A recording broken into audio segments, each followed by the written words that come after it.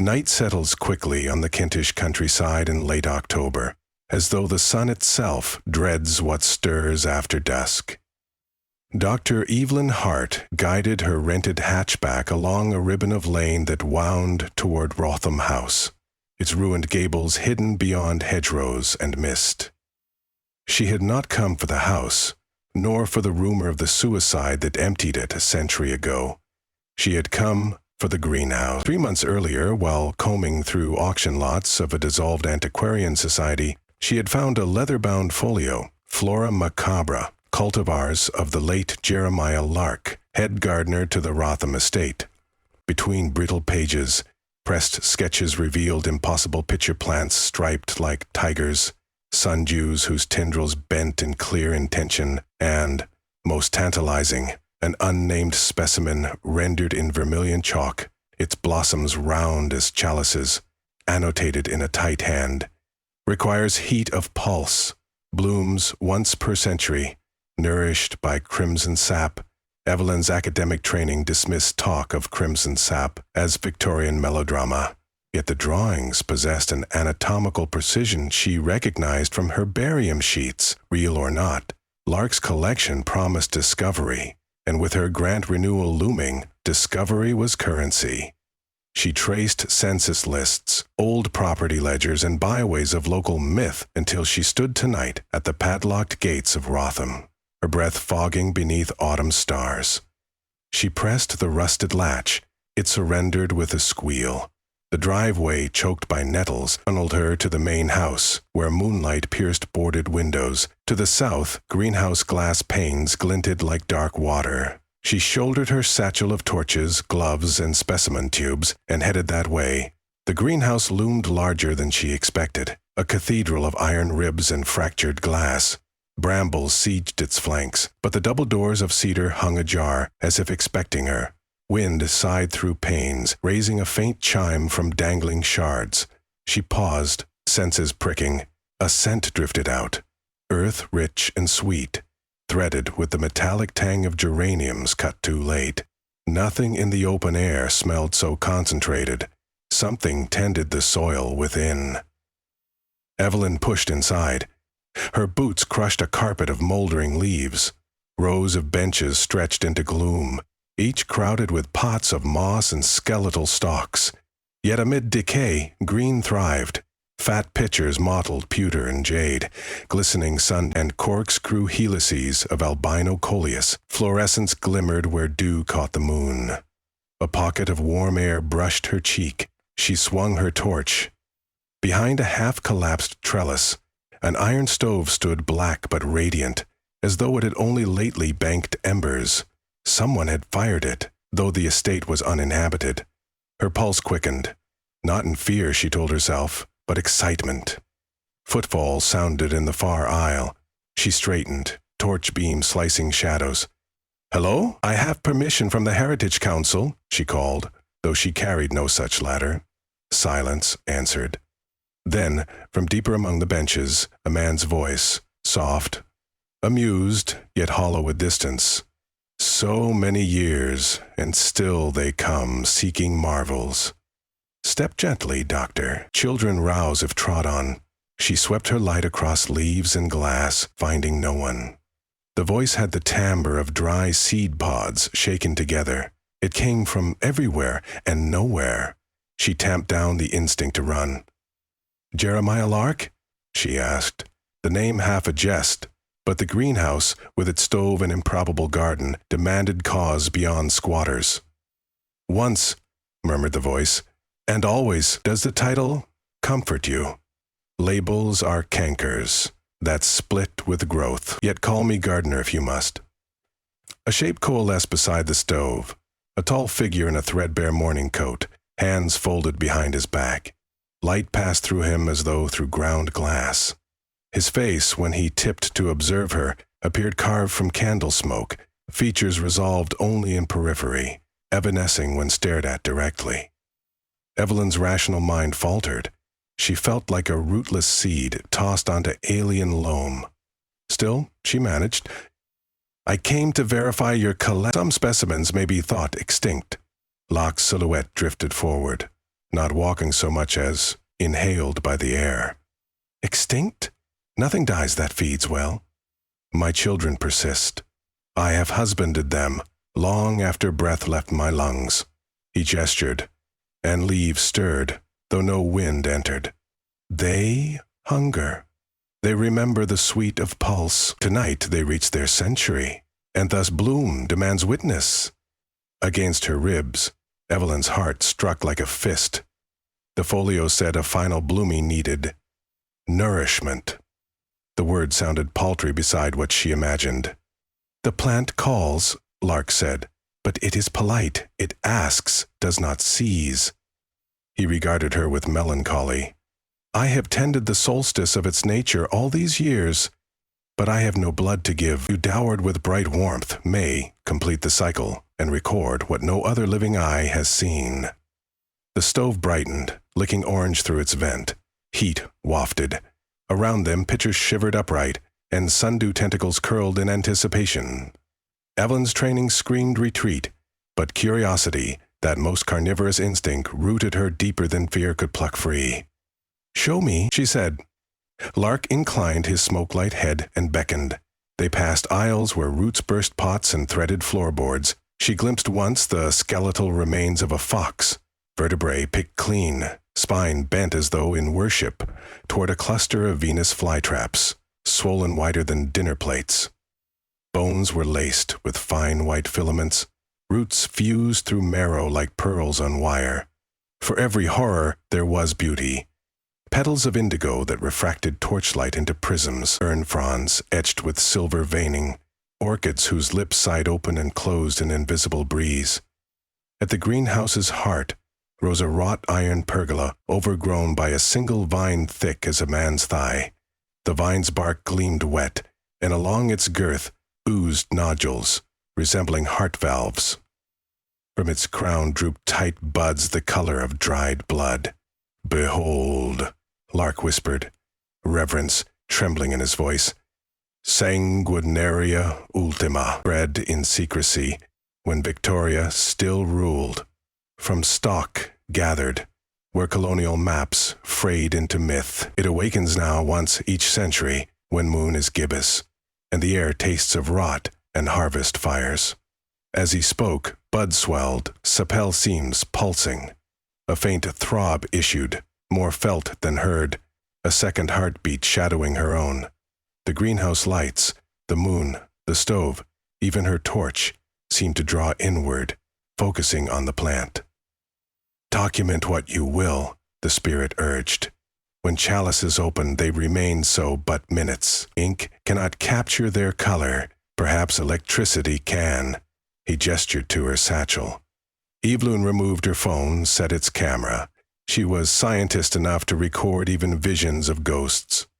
But the blood? She asked, though she knew the answer. Streaks of crimson already mottled the vine-like rising sap. A draught, no more than a rutting stallion might lose on thorns, Lark assured, yet his phosphorus eyes drifted to her neck, where pulse wrapped beneath skin. Life reciprocates. We gardeners understood that every harvest has a tithe. Evelyn unzipped her field kit. Among scalpels, forceps, and gauze was a lancet used for sap extraction. She drew it out, marveling at how her hand did not tremble. Her mind charted vascular diagrams, capillary refill, clotting times. A small cut on the forearm would supply ml enough. She need not indulge Gothic theater. The buds above twitched, exhaling coppery musk. She rolled up her sleeve. The air seemed to lean in, as a congregation of leaves and petals craning. She pressed lancet to skin. Not there, Lark murmured. The plant thirsts for arterial heat. Offer from the crook of elbow. Flow is purer, less tainted by toil. She hesitated. That poses risk. Discovery is but flirtation with danger, the spirit said mournfully. If you shrink, the bud withers, and my century of vigil proves futile. Shame and ambition hotter than shame pushed her. She tightened a rubber tourniquet above the bend of elbow, disinfected with an alcohol swab, positioned a vial beneath. steel-kissed skin. Pain was brief, but the response was immediate. As blood beaded, the air thickened, as though humidity condensed solely around that ruby droplet. Motion rustled overhead. A tendril uncoiled from the pergola, furry like moth antenna, yet armed with hooked barbs. It descended inch by inch until hovering, trembling, above her arm. Evelyn's breath hitched. "Call it off," she whispered to Lark. "I did not call it," he replied. "I merely groom what nature designs." The tendril brushed her cut. Blood wicked up the barbs, vanishing. A thrill half revulsion, half ecstasy coursed through her, as though she shared veins with the vine. The bud nearest her flexed, petals peeling back. A tincture of crimson dripped like candle wax, then petals unfurled fully in a slow shock. Scarlet, deeper than arterial, riven with black striations that formed a faint suggestion of screaming faces. The blossom was beautiful, in the way a storm tide can be, majestic and indiscriminate. Evelyn captured burst-mode images even as more tendrils descended. They brushed tourniquet and sleeve.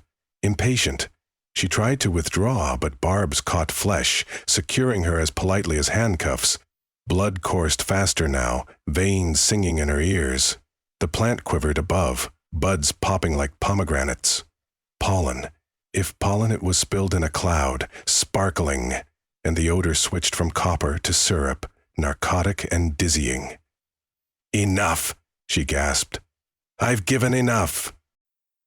Lark's outline flickered, empathy and hunger warping within his shape. Sanguinaria longs not merely for fluid, but for the breath that pushes it.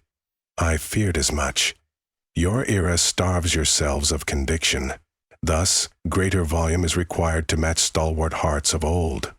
Tendrils coiled her wrist, dragging arm up until she rose to tiptoe. Pain lanced, blood sheeted over her skin. She felt weakening, yet also a strange expansion, as though consciousness seeped from boundaries of flesh, into the greenhouse, into roots, into the ghost. She heard thoughts blooming. The vine's slow satisfaction, sundew's gossiping of dew, pitchers crooning chemical lullabies. It was seductive, to merge with chlorophyll centuries old, but death hid within that union. She fought fog, planted boots, and wrenched backward. A barb tore skin. Crimson spattered soil. The plant shuddered, outraged. Tendrils shot toward her throat. A memory flared, fox bones filigreed with roots. Would she end displayed likewise, a cautionary lattice? She reached her satchel's side pocket. Inside lay a vial of ethylene gas cartridges, used to force orchid flowering. She thumbed one open. The vine wielded olfactory supremacy, but perhaps olfactory was weakness too. Evelyn flung cartridge at the pergola base. It popped hissingly. For a heartbeat, nothing happened. Then petals browned at edges, tendrils recoiled, leaves wilted like umbrellas in drought.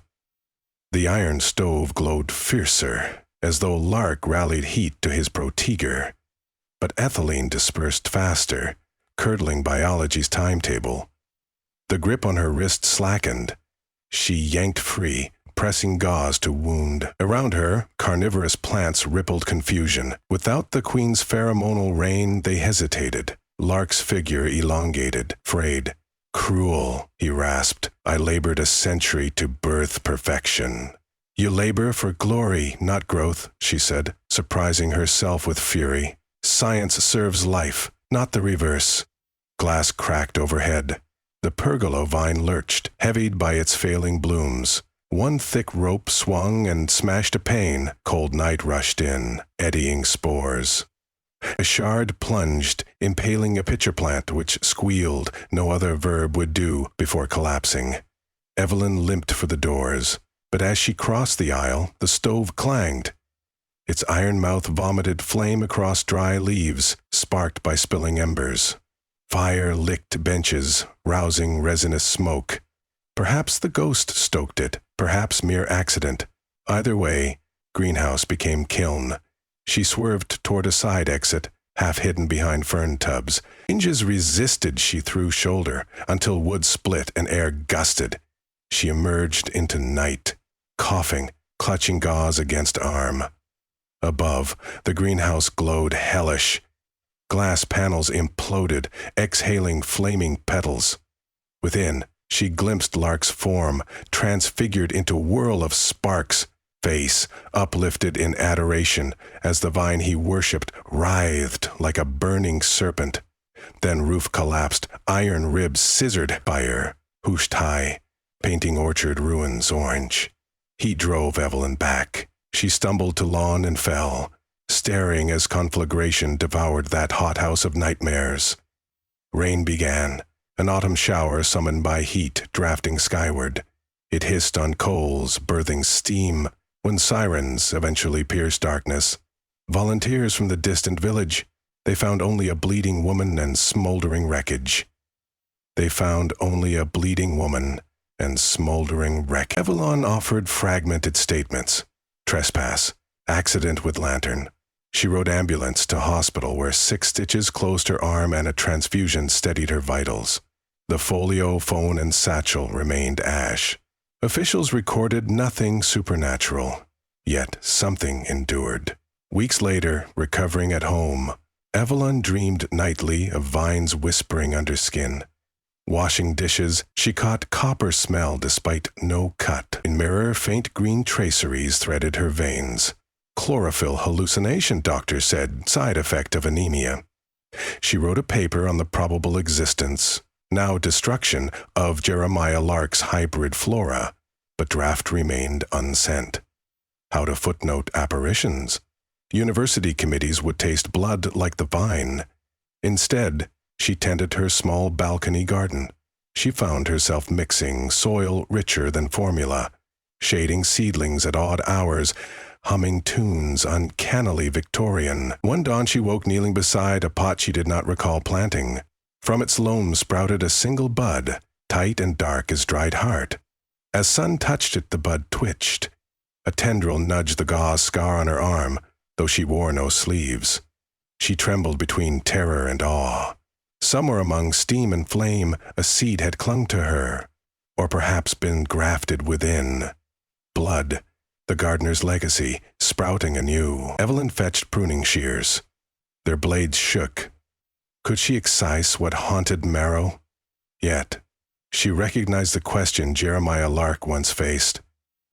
Destroy marvel to save oneself, or nurture marvel and risk soul? She closed the balcony door, leaving the bud in morning breeze. Beyond glass, it stirred like an eyelid about to open, dreaming already of crimson bloom.